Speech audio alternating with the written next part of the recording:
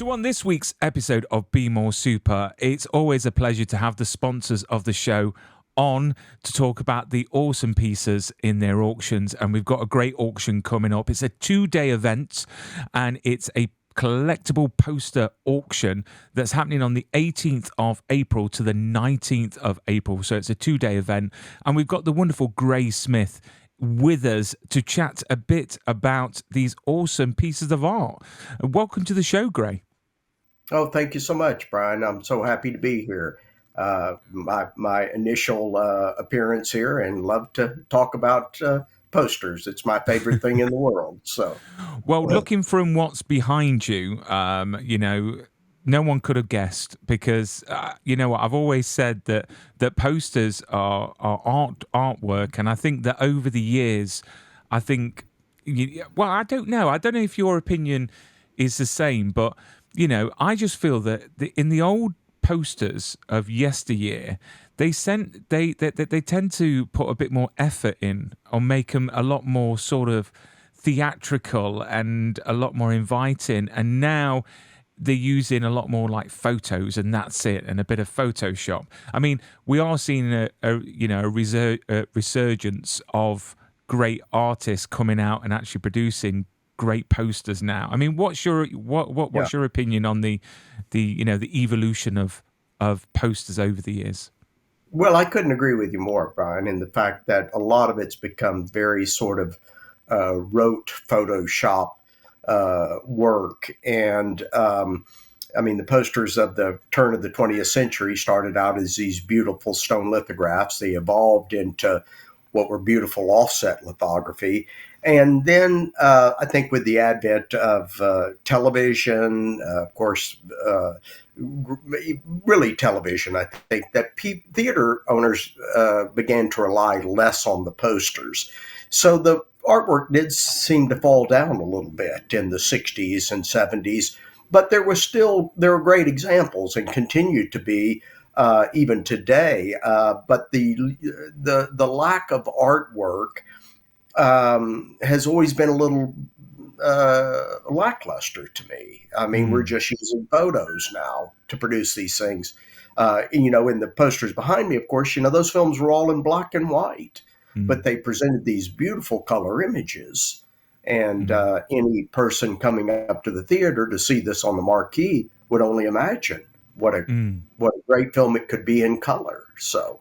Yeah, I mean, it's definitely changing, and I'm seeing a lot more artists coming out of the woodwork and actually giving these studios a run for the money, because a lot of the artists now are making Yeah. their own versions of posters Yes. that are already Yes. out. I mean, I think is it Mondo that do sort of their own versions, which I actually prefer at times to the actual Oh, studio yeah. versions. Right.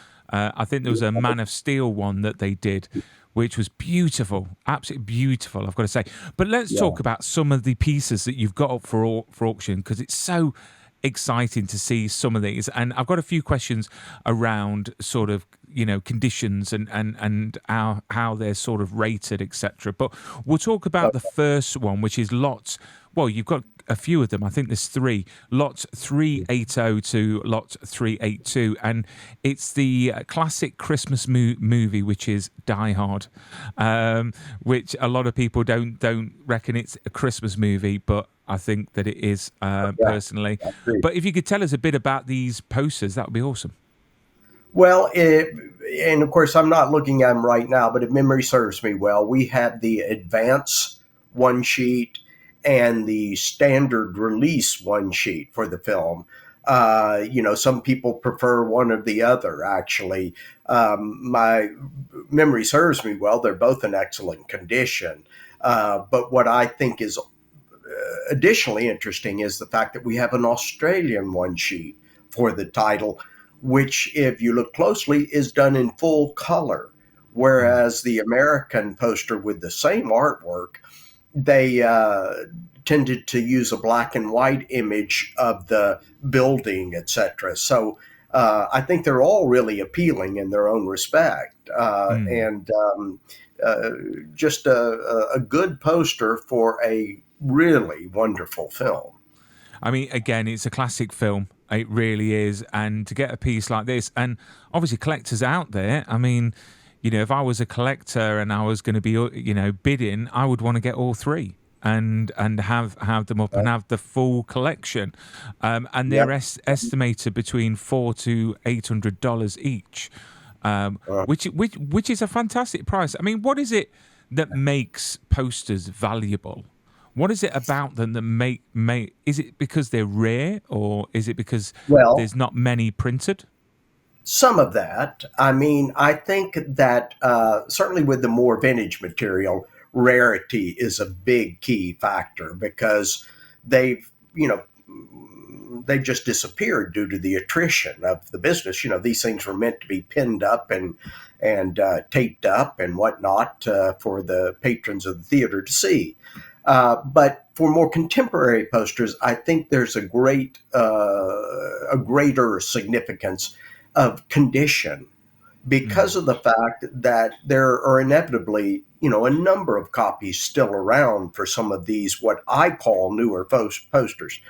Now, bear in mind, Brian, I've been collecting for over 50 years. So when people ask me about the age of their poster and what's it worth, whatever, I say anything from, mid late 60s on is contemporary to me. mm, But there are copies of these posters out there. It's just condition is a key factor in, I think, appreciation of the poster. If you're buying it to appreciate, if you're buying it to give to your kids or something like that, you'd want to consider condition because let's face it, with collectibles, it's all about condition, condition, mm. condition. So I mean, when you talk about condition, when you get posters that come across your lap, how triggered does it make you feel when you see the little holes in the corners where someone's had this so-called poster like pinned to the wall with pins?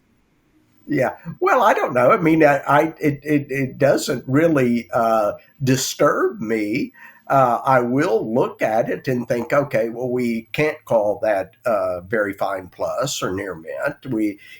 It's all really about the grading for me and recognizing again that I mean they were meant to be used. And Mm, what's more, a lot of these posters that we're discussing today came out in the 1980s or later, and consequently, National Screen Service was gone by that time in the U.S. And National Screen, almost all of their, for instance, one sheets, like the ones behind me, they were folded. And they started to send out rolled posters much more frequently in the early 80s. And those have a greater panache as well. mm, If you can find the poster rolled instead of folded, many collectors want that. So mm. but seeing the flaws and whatnot, it just doesn't really bother me because I think people will buy a poster regardless in many instances of the flaws because if it doesn't sell for as much, you get in at a cheaper price. So And also, it adds character, I suppose, because if you had yes, something, completely perfect, I suppose you would think to yourself, well, it could be a copy. Or, yeah, I like yeah, to see yeah. folded posters, and when You're they're not alone. unfolded and framed, and especially with like Superman, I've never really seen many rolled ones. I've only seen the Yeah. folded ones, which I'm yet to find the rolled ones in one of the auctions. But let's talk about Starship Troopers, because this is Okay. quite an unusual piece, because Yeah. it's like a double whammy and then it's all signed. So could you tell us a bit about that one? Well, frankly, Brian, I've never seen these posters before, and before I was approached with them. And apparently, these were two small posters produced by the Phil Tippett studio, who had been engaged to do this special effects work on the film. And so they were posting these around, I guess, the various areas where they knew they could get attention of digital, or at that time, I would think, yeah, we're talking about digital artists. And ultimately, someone acquired a copy of each and worked on the film and proceeded to have it signed by everybody, everyone. One is by the cast and director, and the other is by all of the technicians. I think it's a really fascinating group. They both have a JSA certificate, the James Spence Authentication COA. So I'm really enthused about these, and I think any fan of the film would really appreciate these. Definitely, and it's a complete collection as well, and it's really nice to see something signed by the people behind the camera as Yeah. well, because Yes. we Yes. often don't thank them enough, or see them in the limelight. So it's quite nice to actually get the That's people in right. front and people behind, and that has got an estimate of five hundred to $1,000. And when it Mhm. comes down to autographs alone, I think that should go for a lot more than that, because autographs alone, have got a value to them. Never mind Oh, the rarity of the actual piece itself. So hopefully that will yeah. do amazing. And then we move on to the Goonies, which is everyone's Mhm. favorite. And I'm actually going to see Josh Brolin in person in a Oh, week and a half in Chicago, which I can't oh, wait for, yeah. at C2E2.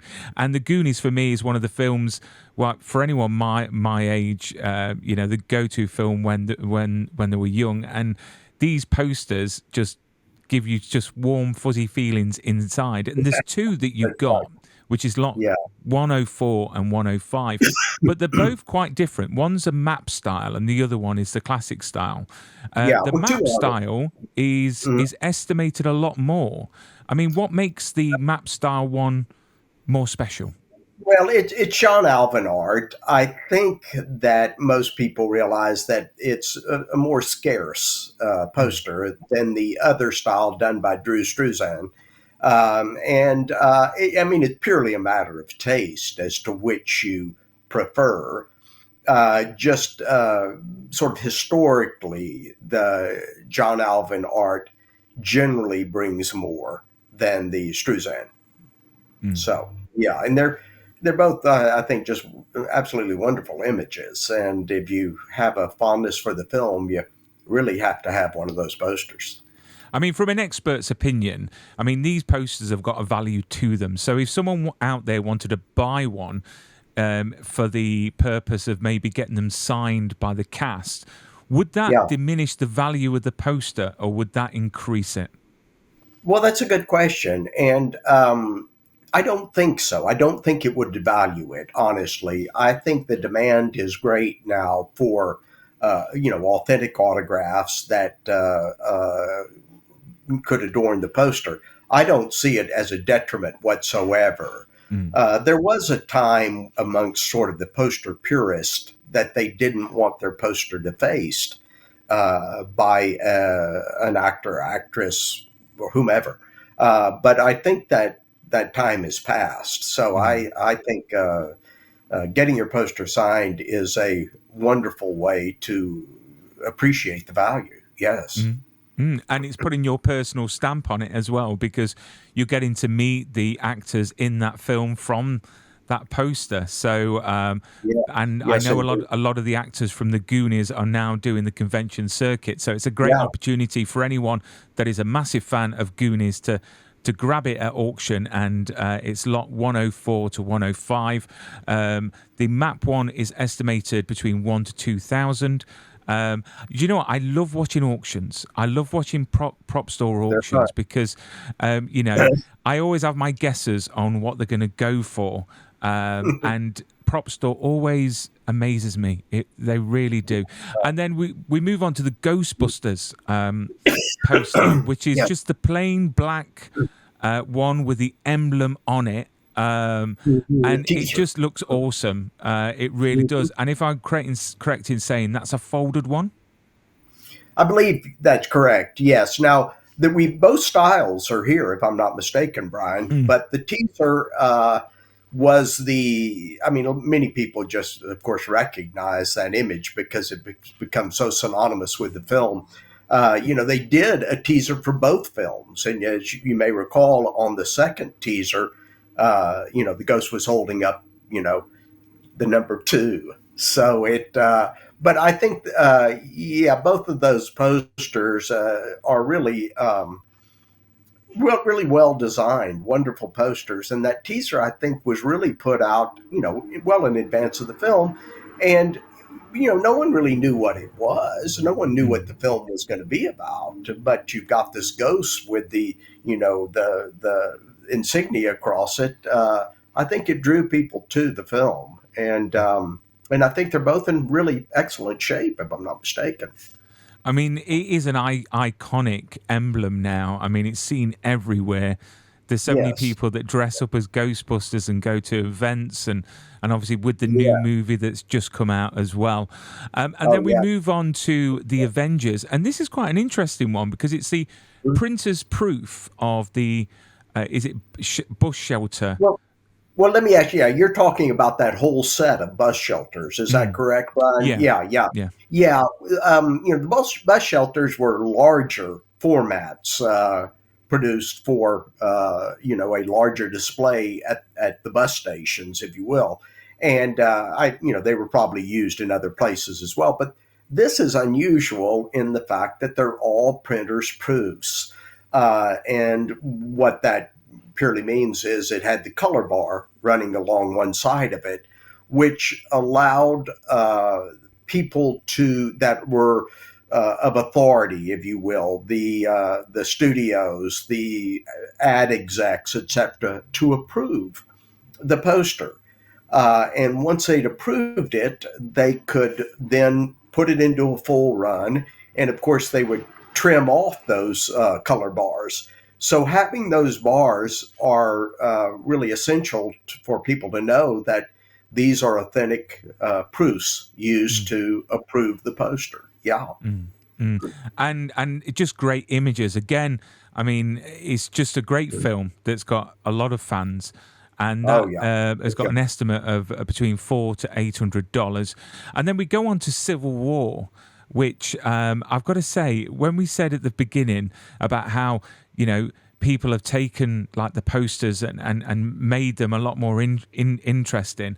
The poster you've Yeah. got for Civil War is astonishing. It really is. I'm mesmerized looking at it because of the detail. Can you tell us anything about that one? Because it's Well, quite unusual to yeah. look at. Yes, Tyler Stout is the artist, and he's really internationally known in what we kind of call the alternative art poster scene. And his work's beautiful and very collectible. And this is a numbered edition. I think it's just a beautiful poster. And so many of these alternative art posters just truly stand out. Just do in so many ways, not only due to the art, the creativity, Mm, etc. They're just fabulous, and this is a beautiful rolled copy of what is called the Mondo or alternative art style. Yeah. massive fan of that. I mean, I might be tempted to put a bit on that if the Well, wife why lets not? me. Yeah.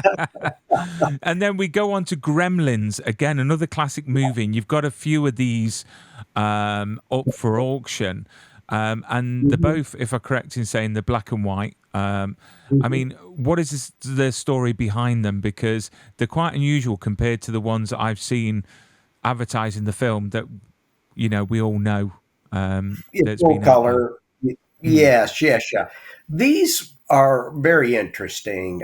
They turned up here and there through the years in auction.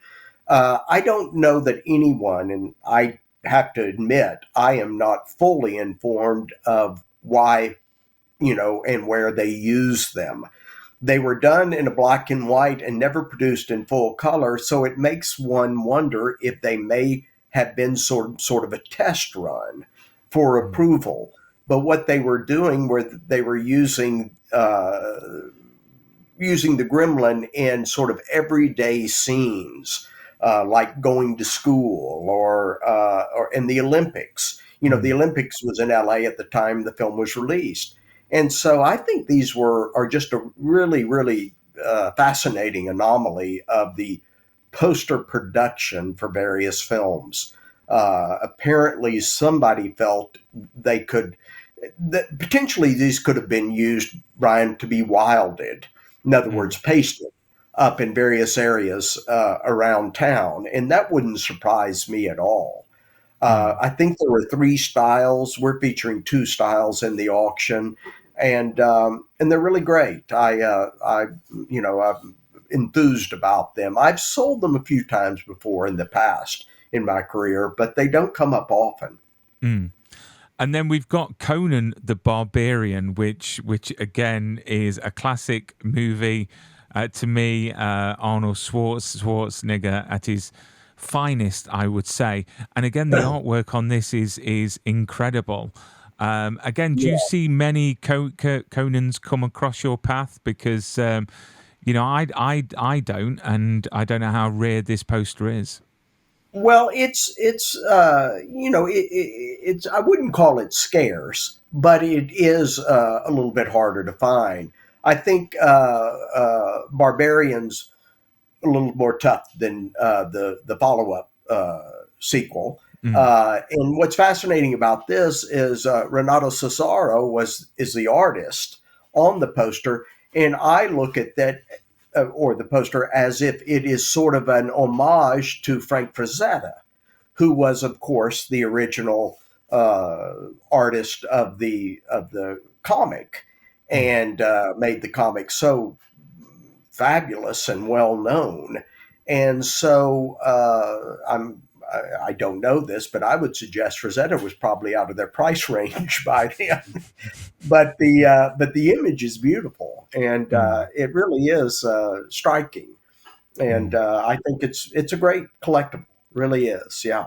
And that's lot 370 with an estimate of $300 to $600.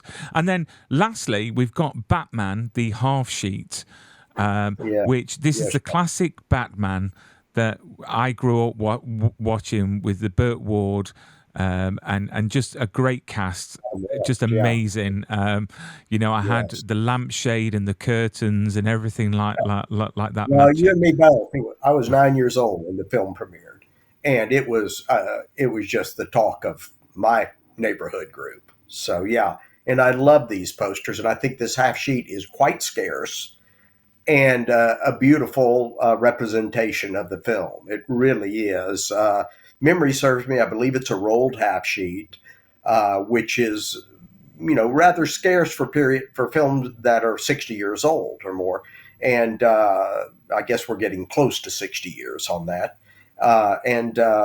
It's just in great condition and a wonderful, colorful image from the film. So yeah, that's a to me. I look at that and you talk about a warm, fuzzy feeling when you see the images Mm, for Goonies. I get the same when seeing it for the Batman film, which was a derivative of, most people know, the series with Adam West and Burt Ward. So, mm. and a great cast of villains. So, And what they do great with this poster is their choice of colors, because again, the colors you look at it and it matches the show and it matches the film. yeah, It all goes in really, really well, so it's instantly recognizable. I yes. mean, I normally ask a lot of prop store staff and experts like yourself that when you have an auction, is there a certain piece that you're excited to see go up for auction and go under the hammer? Is there a piece that you think is going to do extremely well? Well, there's always pieces in an auction that, I will say, being involved in auctions for 25 years now, um, it's so hard to know because there are some brilliant successes and sometimes there are some real disappointments. But that's what makes an auction. Mm, And as far as this current one's concerned, there are a number of great, I just think, tremendous pieces for any collector. Some of what is the newer material, as I call it, like you and I have been mm, discussing, but the vintage material going back to the silent era and the classics like Creature from the Black Lagoon, Day the Earth Stood Still, Gun Crazy. Those are really thrilling pieces, and the poster hobby is it's just hard to get enough of if you love it because the images are so wonderful. I mean, so we get the people bidding, and it's very easy to bid. You can go onto the website, register now, and get your bids in. And there's so many different ways that you can bid, either over the phone, online, and absentee bid as well, where you can actually put it in ready for the actual auction itself. So for the winning Right. bidders and they get their poster, how would you advise them to look after it? Because I'm always paranoid about looking after things like props and Sure. costume pieces to preserve that Well, you poster. And should be. Yeah, you should be paranoid because it's care that mm, will preserve it for another generation and beyond. I think the main thing I would recommend is don't frame a poster and not protect it from the sunlight. mhm, You do not want to put a poster into direct sunlight under any circumstances, even if it's being filtered with OP-Plex or museum glass, because it will ultimately fade. They need to be kept in a somewhat dark environment. I've got all my lights on in here now, but generally they're not all on mm, because I try to preserve that. Water, of course, is the next detriment to a poster. Any sort of humidity, strong humidity or water is a big no no. I think the best thing to do with posters, if you have an opportunity to do, is put them in some sort of a mylar sleeve, which are available out there, and lay them flat mm, somewhere and store them in a very temperate climate because too hot, you'll brown them. Too cold is not really an issue. I found that some of my greatest poster finds were in colder climates, mm, dry, colder climates, and when you find those things, they're just brilliant and white. mm, But yeah, that's to just handle them with care. The greatest mm. thing. Yeah, I mean, all my posters are rolled up because, I'm paranoid to actually get them framed because of the sure. rippling effect that you Oh can get yeah. with posters. I mean, is there a way of avoiding that, or is that just unfortunately the thing that happens? It's not really something that happens. I mean, you can. It's really important you find an experienced framer Mm, if you're going to have something professionally framed. If you're buying newer posters and whatnot, you typically you don't want them to glue it to a surface or use much of any tape to adhere it, unless just a couple of pieces of a hinge tape on the mm, top. But a good framer can really save your poster from deterioration in the future. And I'll tell you, Brian, I've unframed a lot of posters in my career, and I'm aghast at what the framers have done. And mm. so it's very very important to find the right person to do it. Excellent, And by the great. way, Yeah. go ahead. No, Newer no, go. posters, it's okay to leave them rolled in a tube. Mm, It's okay. There's no harm in that. They can stay there for 20 years rolled in a tube. So, mm. Good. That is good to hear because mine are in a tube. I suppose they're made out of different materials now because back in the day, it was I presume, a lot finer, and over the years, they get a lot more. I don't know, not brittle, but sort of. They could tear easier, would they? Or in the day, these posters behind me, they were mm, printed on little more than what was almost newsprint. I mean, it was very semi-fragile paper. And that's because no one saw any life expectancy out of the material. They thought that they'd be used for a few seasons and destroyed. mm. So as time has gone on, they're printing them on better paper and whatnot. And so, fortunately, I think these things are sort of set up to be preserved for a longer period of time now. Mm. And when the auction happens next Thursday, are you going to be in LA or are you going to be watching? No, I'll be here. They don't really need me out there, so but I'm we'll be watching online the whole time. Certainly, yeah. That is awesome. Great. Thank you so much for coming on to the show and giving me your expertise around these awesome pieces Well, that remind the audience that are going up for auction on the 18th and 19th of April. So get onto the Thursday, website on Friday. propstore.com and Uh-huh. bid. And good luck to everyone. Yes. Thank you so much, Brian. It was a pleasure.